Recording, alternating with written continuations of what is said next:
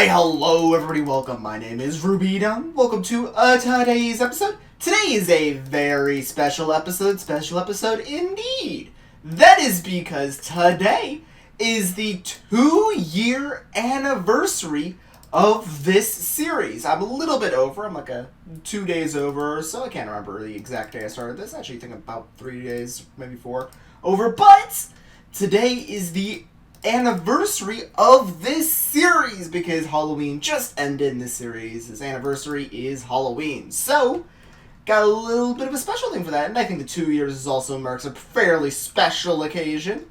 So, I just kind of wanted to give a little happy 2-year anniversary to this series in this episode. But before I get into any form of celebrations, I've been doing some grind work off camera because celebration is no cause to stop productivity. So, I've been doing some grind work here off camera over at the actual main base.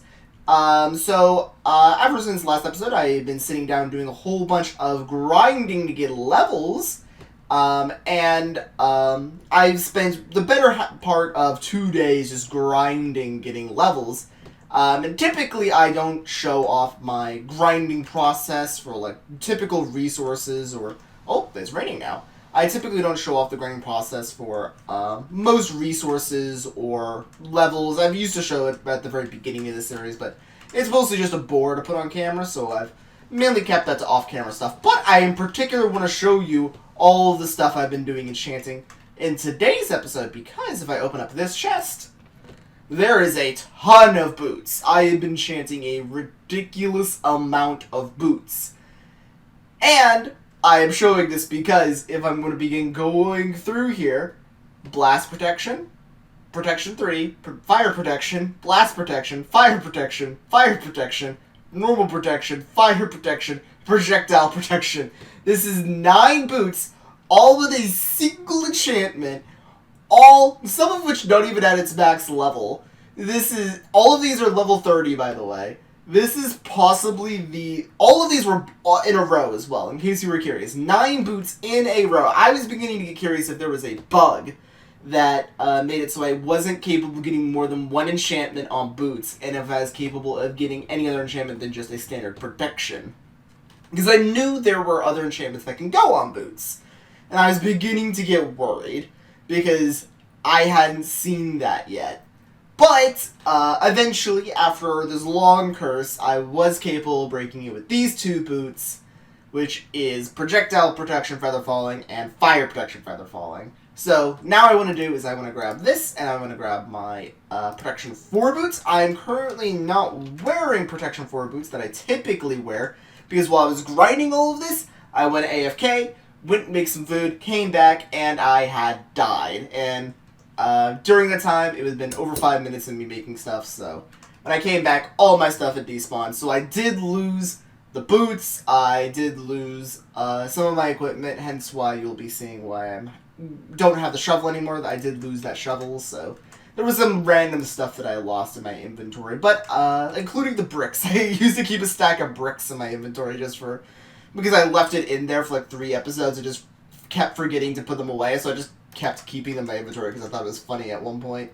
But now I have lost the bricks, so those are gone forever now. But now what I want to do is I want to use the new anvil here, grab the protection, put that in here, and then this, 36 levels, and I believe I can rename this. Nope, that's way too expensive. Okay, never mind. Let's grab you out here, put this back in, and I will now have Protection 4, Feather Falling 4. So, whip those on. I want to go take a quick nap, and then I want to test these just to see how effective they are. What would be a good height to...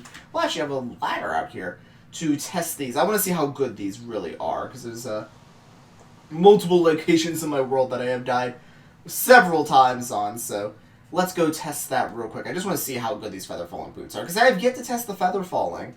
Because I just haven't gone boots with Feather Falling until this episode, so I have not gotten a chance to see them in the series yet, so let's see how good the Feather Falling is. Also, for anyone curious, I have been also doing some little grind works on the farms around here. Iron Farm is working amazingly. It is working at it's possible, like possibly better than I was expecting. I've gone easily over a stack of iron from the farm already. So also, do I want to? Somewhere in here is the black robe with the boots. Now, this guy's a diamond pick, by the way. So another guy to keep tabs on. Helmet, axe. Where is this guy? He's somewhere around here. Is this you? Ugh. Oh, here he is. See, 7 emeralds for a pair of boots. So, that's where I've been getting all the boots from, in case you're curious. Because I just haven't been making all those boots, I've been trading for them. So I've been getting emeralds and trading for the boots. So I've only used a handful of diamonds to get the boots back before I found that guy. So, because I actually was deciding to take a break and see what all the villagers' trades were. Why did I climb down? I climbed that ladder for a purpose. Okay, let's climb back up here and test out the feather falling here very quickly. So I get to the top here, and let's test it from here. 2 hearts, okay. I probably can jump from quite a ways, not to worry about it. Do I take damage from that? No, that's not even durability on the boots. Wow. So, as long as I avoid general combat, then these boots will just not break, basically. So, that's good to see, and I always can repair them later. So, that is going to be a good thing to see for the future. So, I am glad I got these boots, and I have other things I want to show you. So, let's commence with the ceremonies. And after a few hours of testing and construction, I came up with what I was trying to do. It took a little bit of testing, but I'm going to need some TNT here. So I grabbed myself, I'm going to grab myself half a stack. I think that should be enough for what I'm wanting to showcase. And I built something new out on my beach shore. This is what I'm going to be celebrating today with. After a couple hours of designing, I think I finally have a idea of what I am capable of doing with this. So, with this, I am wanting to show off my firework launcher. So, here's what it looks like. It's a fairly simple design, but it's actually surprisingly hard to actually pull off. So, how I'm going to do this is I load this in with the TNT here, put one on top of the lily pad, then make sure this is loaded with arrows, and what I want to do is I want to back up here and aim up about here. Nope, a little high, and okay, a little low. I got this first try the moment I was testing it. Okay, now this is embarrassing. This is embarrassing. There we go. It's gonna go down there, and whee! I love that. So, that is my firework launcher to celebrate all of this. So, it's a fairly simple design. I can show off here. And grab that arrow and load that back into the chamber here. So, how this works is with a couple of new features. So, I built the whole thing out of obsidian just for insurance purposes, that I don't cause my beach shore to just be a crater afterwards. But what it does is I go through here and I load this whole thing up with TNT, one on the lily pad, and after I push this button from range, because this is a wooden button, one of the new features, I am also capable of shooting it, and it will ignite. So, a wooden button becomes powered if shot by an arrow. Lights up the whole ring here, sends off a slow signal all the way to this block here, in which case, direct power through here. Then, it will fire a single arrow through this lava pillar. The arrow will become flamed, and when a flamed arrow hits a TNT, it ignites it. So then it will drop down onto this lily pad. This lily pad is probably the thinnest block I could set here, or at least theoretically. It is possibly one of the thinnest blocks that I can reasonably get in place. So, because it's on top of the water, and I want this whole thing not to detonate, that is a nice convenience. So line the whole thing with TNT here, in which case I needed to get as much TNT in close proximity to that TNT as I possibly could. Because once you ignite TNT, it doesn't move. You are only capable of moving ignited TNT with a piston. So, like for example, if I put in the water here, it won't flow away. So I'm capable of doing this without it worrying about, like, pushing up onto this block or something. But because of that, unless I'm going to create a piston contraption to push a whole bunch in simultaneously, I have to be able to get as much in a single proximity as possible. One on top of here, and because this is as close to the TNT as possible, it will be in a direct blast of the TNT circle. Boom, gets launched up. If it gets ignited, that is. In which case, this little ring here gives enough time so that way this TNT is ignited for a while, goes up to here, launches the arrow, and then ignites it. That will give it a long enough delay that by the time it gets up, it has reached its, like, apex before coming back down. So, to show that again, let's load that up. TNT here, and back away again and show off my terrible archery skills. And whoop. First try. See, it works sometimes. Boom! There it goes. It's a little bit inconsistent on the height and direction, but honestly, I think that's completely fine. I just wanted to showcase this little firework thing here. Oh, I lost an arrow there. Interesting. Fascinating. But yeah, that is the little contraption I created to celebrate today's episode. I want to launch this off a handful of times, though. It's becoming night. Let's launch this in the night. Launch in the night. Boom. And back up again. I can, by the way, just push the button if I wanted to, but I feel it's more fun to shoot it. So, shoot. TNT lights. Arrow goes up. See, I got this now. Whee! It's also a flaming TNT, which I really like. So I have a burning TNT flying in the air. So, kind of hence why I'm doing... Like, I could easily have do not that, but I wanted to do it this way. I've also found that if I put a block directly next to it, then it blocks this TNT, so I did need to actually shoot an arrow into it, so that way there is no blockage of the actual... main blast down here. So actually shooting it like this through lava, I found typically creates a more better explosion. Like all the TNTs in fact here, as opposed to this one being laid out. Because if this one's laid out, that means it's effectively a 1 TNT less of a blast. So that is how that cannon works there. I don't have enough TNT. It takes 9 TNT each time to set that thing off. So it's not cheap, but I've been gathering gunpowder and not using it for very much for the last 2 years, so yeah, I'm going to begin using that for this little cannon here. So I hope you guys enjoyed the little design there. I spent a little while mocking that up. I had a little bit of fun with it, but yeah, I hope you guys enjoyed the 2 years of the series. Been a lot of fun. So, I can't just sit here and blast this TNT all day. I do have to be slightly productive. So let's get one more thing done today before I just close off again. Okay, I've done a little bit more grinding off camera, and I got some swords enchanted, and I actually got, not lucky, but like, I got the enchantment I was going for pretty quickly. It's not on a good sword, though, so... Sadly, my first sword was just a knockback 2, but I did get my looting 3 sword, so that's what I was going for. Got a looting 3 sword, so that's nice. I now have that around for future farms. But I do want to do some testing with you guys. I'm going to grab some emeralds and go up to the villager area.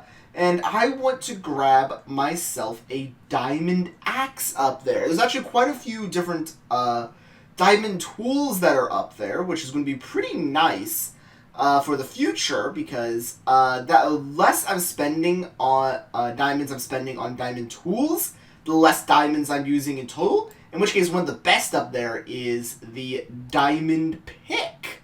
Because there's a 10 emerald diamond pick up there, and that is top class. I will really be needing that because picks are by far the thing I go through the most, so being able to buy a whole bunch of picks just on standby is going to be really nice. So the ones I want to talk to here are the black cloaks. The black cloaks here get me armor and tools, in which case that gets me an iron axe. I know there's a diamond axe, guys, somewhere in all this hubbubaloo. Oh, here's my shoes guy. Helmet, coal. Obviously, I can also trade coal with some of these guys in order to get further trades in the future. They're also... Oh, there we go. Here's the guy. So spread that half there, and grab myself the diamond axe. Also let that go through. I might get the extra trade. Oh, I did! In which case I can trade gold for emeralds, which would be really nice. So I might actually wind up doing that here in between episodes. So that will be a nice little convenience. Now let's go all the way back down here and over into the main base. I want to see how effective the repair system is. Because with that diamond axe, I can do a little bit of a test to see on my nearly busted axe that I use for tree chopping to see how effective the anvil is actually at repairing. Because I haven't gotten to do that yet. So, let's start with diamonds. So, grab a whole bunch of these, throw this in here. Not that much, and, oh, okay, so it's too expensive. Fascinating. Throw a diamond. Okay, so this thing just can't be repaired. Fascinating. That's, interesting. So I guess I'll have to enchant that in the future. So I'll leave that in the chest right around here.